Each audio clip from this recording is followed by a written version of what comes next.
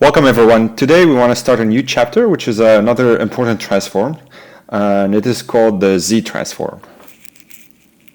Lecture we will mainly start by defining what do we mean by a Z transform of a discrete time signal, and then we will talk about the region of convergence of the Z transform, which we also call ROC, and then we'll take some examples and draw and interpret the pole zero diagram. Let us start by defining the Z transform. The Z transform of a discrete time signal x of n, so the time domain signal is denoted by a lowercase, is capital X of Z, defined as follows. Capital X of Z is the sum from n equal to minus infinity to plus infinity, x of n, z to the power minus n, where z here is a complex variable. So just to give you an example, let's take the following discrete time signal. So let's suppose we have the following signal. So let's suppose our signal is the following. So at -1 is equal to, let's say, 5, and at 0 is equal to 1, and at 1 is equal to 0, at 2, let's say it's equal to 0, and at 3 is equal to 0.5. So let's suppose this is x of n. So the Z transform, we just apply the formula here. We get x of z. So the formula has the summation going from minus infinity to plus infinity, but we have to only account for the values for which the signal is not 0. And here we have the signal at n equal to -1 is a 5, so it's going to be 5x to the power minus 1 plus 1 times x to the power 0, because it's 1 at 0, plus it is, actually this is z, sorry, it's not x, it's z here, plus the value of the signal is at n equal to 3 is 0.5, so it's going to be 0.5 z to the power minus 3. So if you just clean it up a little bit, you're going to get 5z plus 1 plus 0.5 z to the power minus 3. And this is the Z transform of the signal, so it's not that hard. And this is how you can find it. So you can think of the Z transform as actually the equivalent of the Laplace transform, but for discrete time signals. So Laplace transform is for continuous signals, and the Z transform is for discrete time signals. And one thing before I finish this slide is that I want to comment on the notation. Like I said, for a signal x of n, we denote the Z transform by x of z, or we could have a different notation, which is this one, which is z of x of n, meaning the Z transform of the signal x of n. So this is equivalent to x of z. And we will use either one of them depending on the situation, because sometimes each notation is more suitable depending on what we are doing. So let's recap. We have a time domain signal x of n that is discrete, and the Z transform of it is defined as follow: x of z, which is the sum from minus infinity to plus infinity of x of n, z to the power minus n. Now, the small example that I explained on the previous slide was a special example in the sense that it doesn't extend to infinity, so it has a finite support. But in general, we may have signals that go from minus infinity to plus infinity, and in this case, the big question would be, does this sum converge? Or does it go to infinity? So does this sum converge to something when n goes to infinity? And as you can guess, sometimes this sum does not converge, and for this reason we talk about the region of convergence that is very important, which we also denote by ROC. So the problem here is that we have infinity in the sum, and which can cause some problems. And that's what I want to comment on in the remaining slides. Let us start by applying what we learned so far to an example. So let's consider the following example. The example is the following signal x1 of n equal to 1 over 2 to the n u of n. So you can see the example here in this figure. And you can see that if you can recall that u of n is the unit step function, so meaning u of n is the following. So this is u of n. So at 0, so for negative n, it's 0, and at n equal to 0, it jumps to 1. So that's u of n. And so u of n is equal to 0 if n is negative, or 1 if n is positive. And you can see when you look at this signal, you can see that it decreases exponentially with time. So it starts with, at n equal to 0, it is 1. So let's do this. And then it's 1/2 at n equal to 1, and it's 1/4 and 1/8 and so on and so forth. So it's decreasing exponentially. So this is its condensed expression, and then if you open up the definition of u of n, you get the more explicit definition of the signal. So x1 of n is 1 over 2 to the n for n equal to 0, 1, 2. And here, what is implicitly hidden is that n it's equal to 0 for n strictly negative. Now, an important thing to note is that this signal is right-sided in the sense that it doesn't extend all the way to minus infinity. So it is a right-sided signal.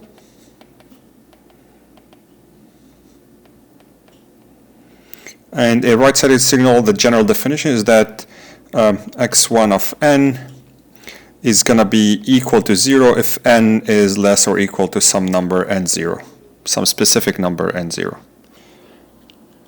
And the reason I'm kind of highlighting this because it's going to become important later on. So this is a right-sided signal.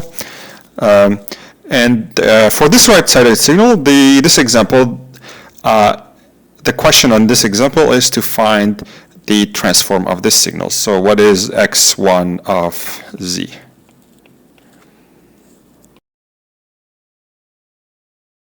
So let's try to find the z transform of the signal, and to start, the start is easy because all we have to do is apply the formula.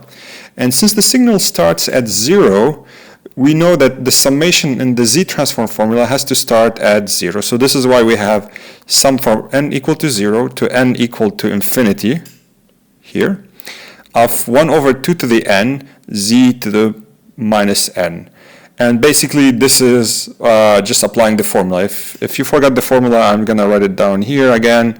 So for a signal, the general formula x of z is sum of from n equal minus infinity to plus infinity. So this is in the most general form, x of n, z minus n.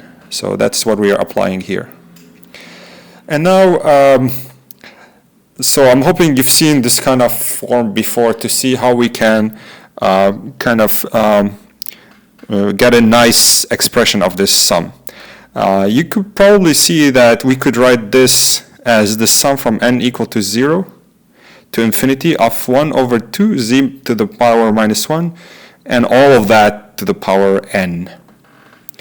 And the reason I put it this way because it looks like the sum, like a geometric sum. And what I want to do next is apply the formula of a geometric sum to get this in a nice expression. So before continuing that example, let me remind you of a very important formula that you need to know by heart. It's very important for this chapter, but also for the remainder of the course. And it's the geometric series. So the geometric series is a series where the terms are of the form a to the power n. So let me highlight it here. And the sum of these terms, suppose we start from n equal to n0, it's going to be a to the n0 divided by 1 minus a. So a is called, I think it's called the ratio of the series. And this sum converges. So the way you should see this formula as saying that this sum converges because it goes to infinity to a to the n0 divided by 1 minus a whenever the absolute value of a is less than 1. So I'm hoping, I'm not going to go into detail, so I'm hoping you've seen it in previous lectures or in other courses. This is very important. Now what I want to highlight that a can actually be here, sorry, so let me, so a can actually be a complex number. And this notation a means it's the norm of a. Now, an efficient way to remember this when the sum starts from n equal to n0 is to remember it in the following way. So it's going to be the first term of the sum, and here the first term corresponds to n equal to n0, so it's a of n0, which we had here. So it's the first term of the sum divided by 1 minus a, and always remember the very important condition that this sum is going to converge whenever the absolute value or the norm of a is less or is strictly less than 1, right? So the most common form of this formula that you've probably seen is when the counter of the sum starts at 0, and in this case a to the n0 is 1, and we have the following famous formula is that the sum from n equal to 0 to infinity of a over n is equal to 1 divided by 1 minus a for a or for the absolute value of a strictly less than 1. So most of the time you're going to be needing this formula here, but whenever you start from the starting counter is not 0, then you replace this by the first term. For example, if you start by 2 here, then here should be a to the power 2. So that's very easy. So you always, it's the first term divided by 1 minus a. And don't forget the condition of convergence. So going back to our example, if you remember, the question was to find the z transform of the following signal. I'm going to write it down here. So it was x1 of n equal to 1 over 2 to the n u of n. So it looks something like this. This is 0, and it's decreasing exponentially. And what we did before is that we applied the formula and wrote it this way, and then we grouped together 1 over 2 and z minus 1 to obtain the sum of a geometric series here. And now what we can do, we can apply the formula that we just saw. So you can think of this. So if you look at it, it's a geometric series that start for n equal to 0 here. The first term is 1 over 2z minus 1 to the power 0, which is 1.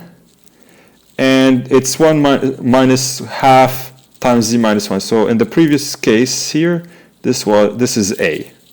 So the formula said this is actually converges when n goes, I'm sorry, so this is not n goes to infinity, so let me erase this. So this is actually equal to 1 over 1 minus a. So that's what we're doing. So it's equal to 1 divided by 1 minus half z minus 1.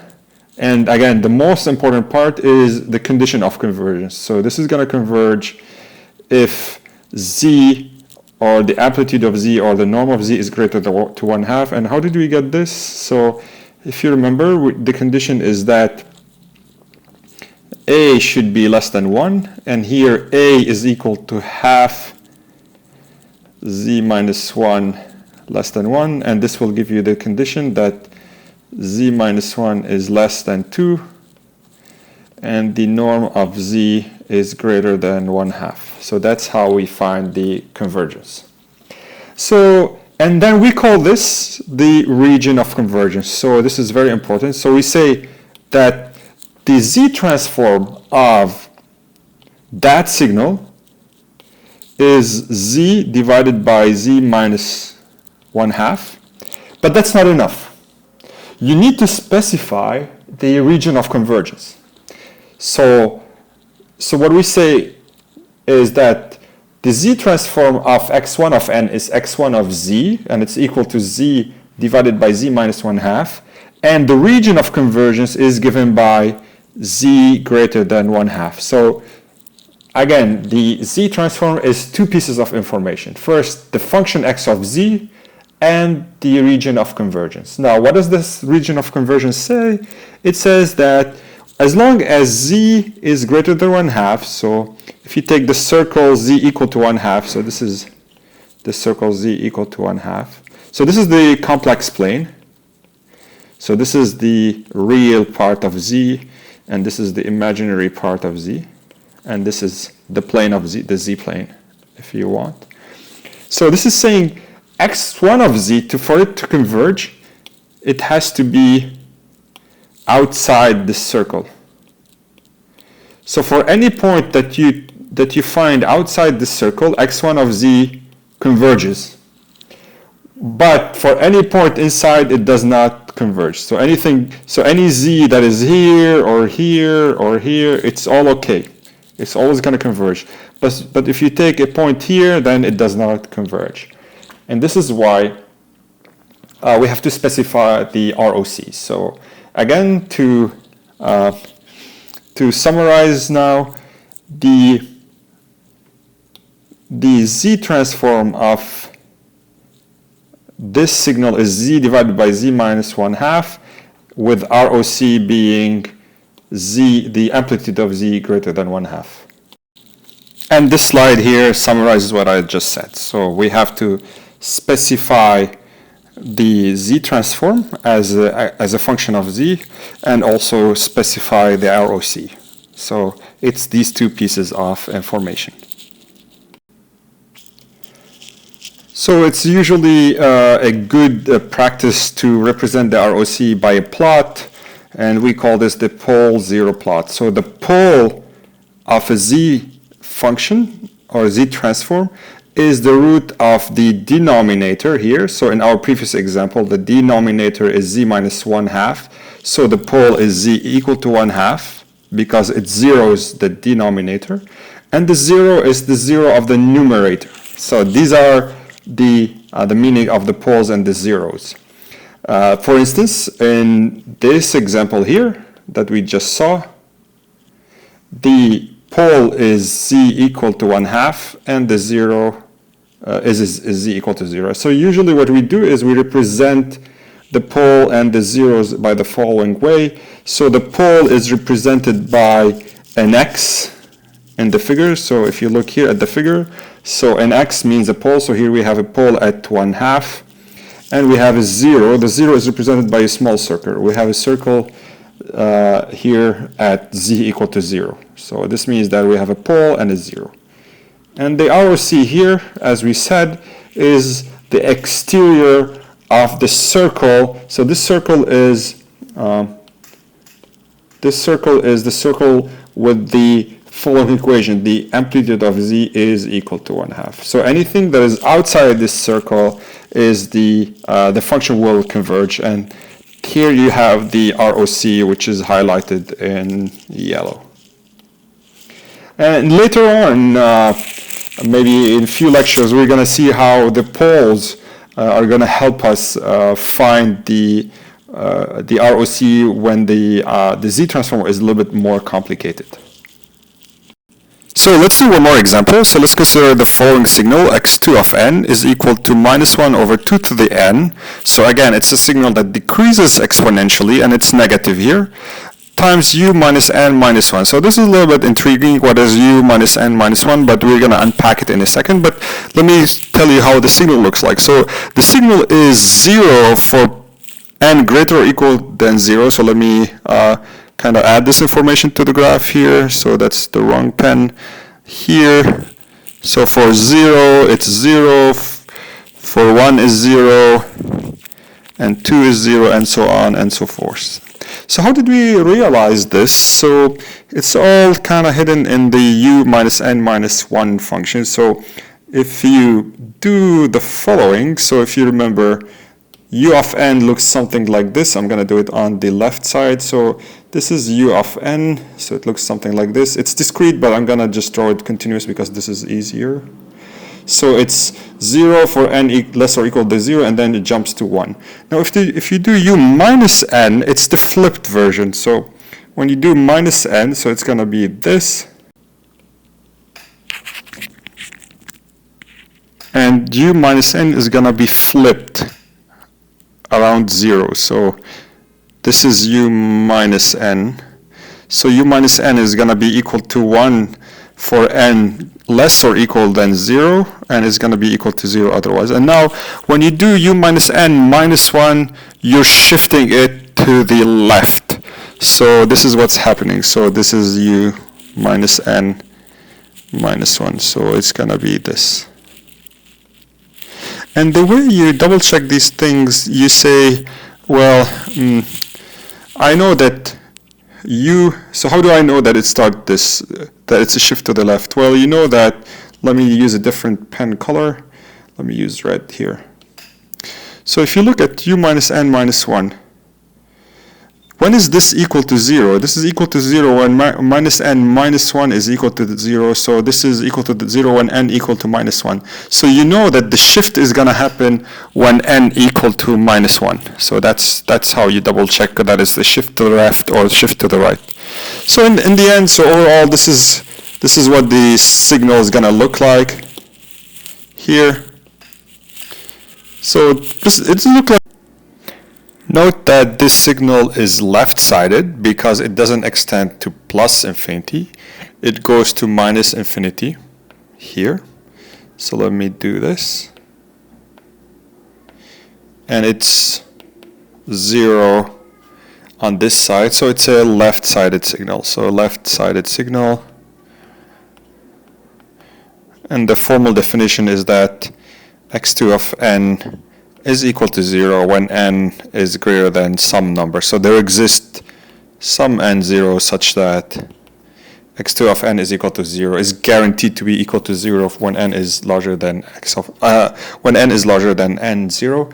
And compared to the first example where the signal was right-sided.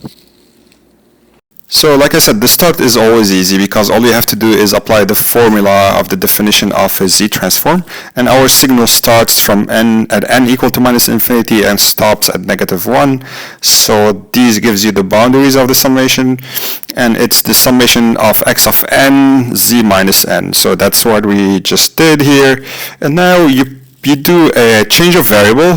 The change of variable, you do the following change of variable, so I can do it in a little bit more details here. So you take a dummy variable, let's say L equal to minus n, because I want to put it as a sum from going from n0 to plus infinity, because this is the formula that I know.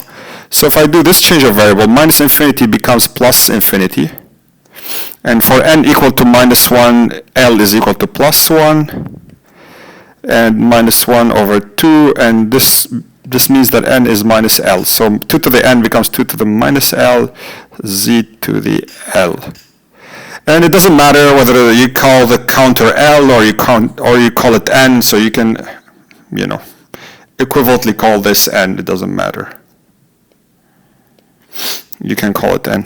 And this is how you get this formula here.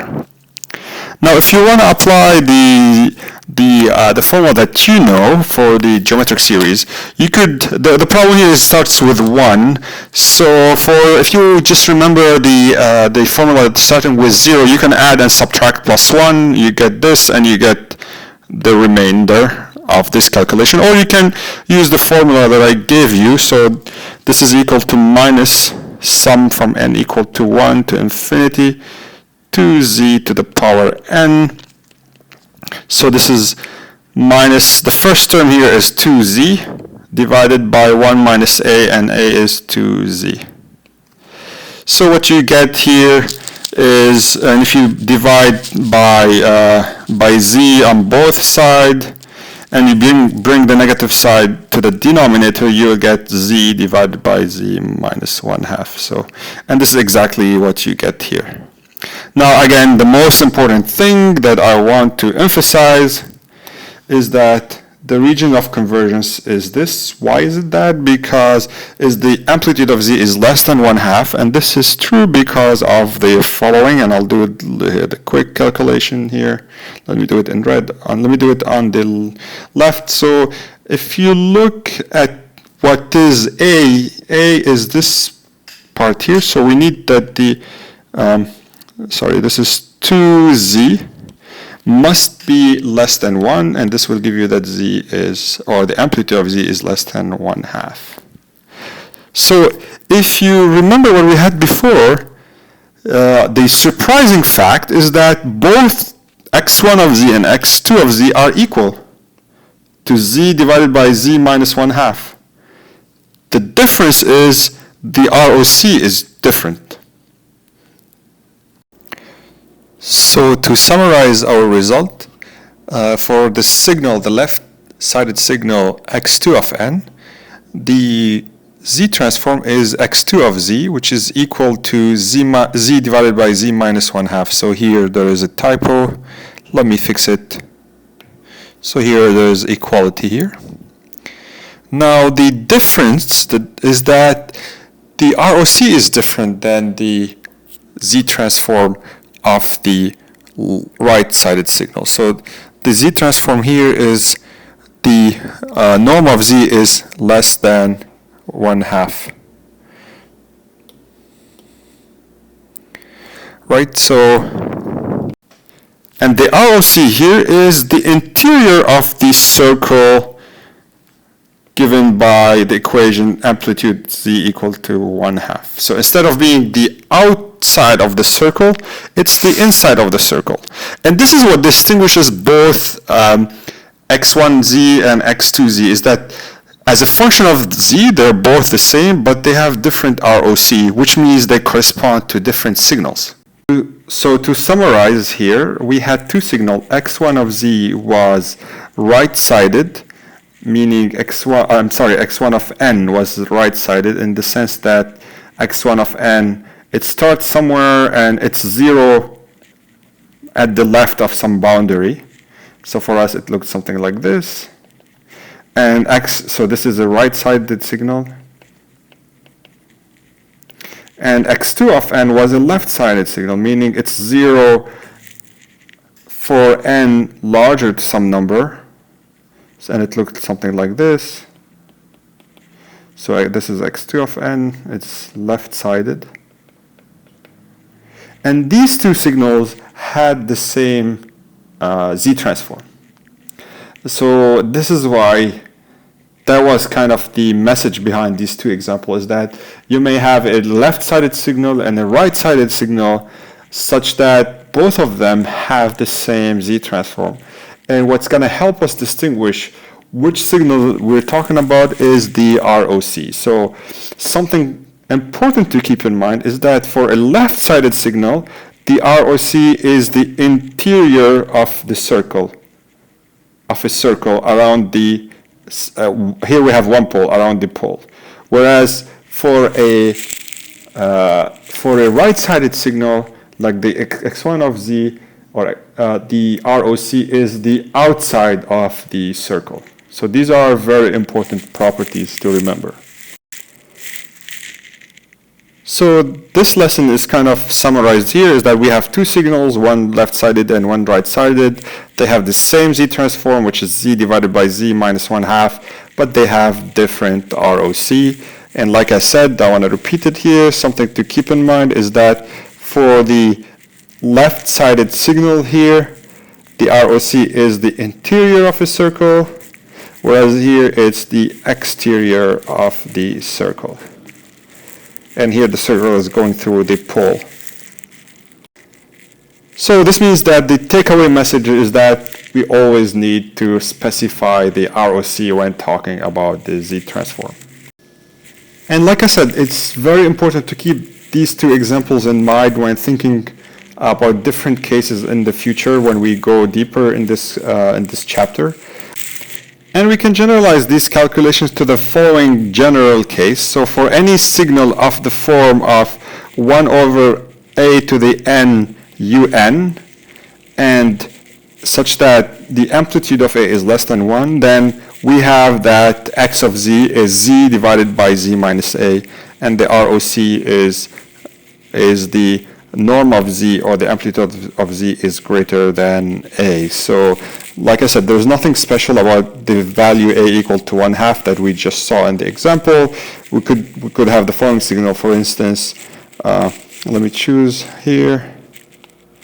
So it could be the signal x of n equal 1/3, maybe 1/3 to the n u of n, for instance. Then immediately you can say that the x of z here, so let me specify here that, so x of z is, you can see here also that a is less than 1, so 1/3 is less than 1.